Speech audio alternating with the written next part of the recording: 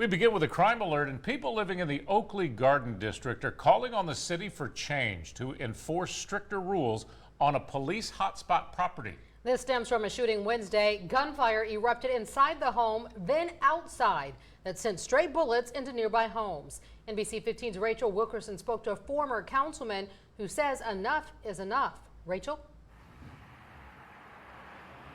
That's right. He said many are afraid for their lives and they want the city to step in before someone gets killed.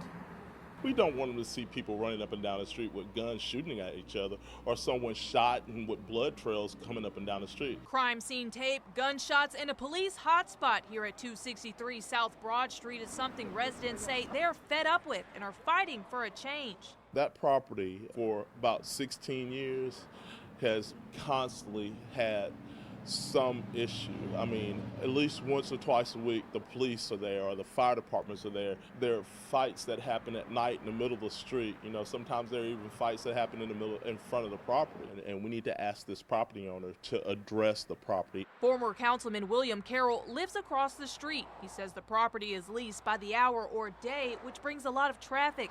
Carroll's house has been broken into before. He says Wednesday's shooting that sent stray bullets into nearby homes is part of their ongoing issue. We've brought this to the attention of the city before.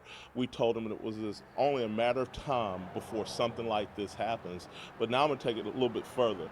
It's only a matter of time before a stray bullet finds someone. We wanted to know just how many emergency calls first responders were called to at this Broad Street apartment within the past year. According to MPD, officers have responded to 120 calls here alone. Most of the calls were for medical emergencies, suspicious activity, and disorderly conduct. Mobile Fire and Rescue have also responded to 5 assaults and 20 medical calls. We have constantly hear gunshots and shooting. My daughter said the other night, "Dad, I've heard so much now, I'm coming immune to it."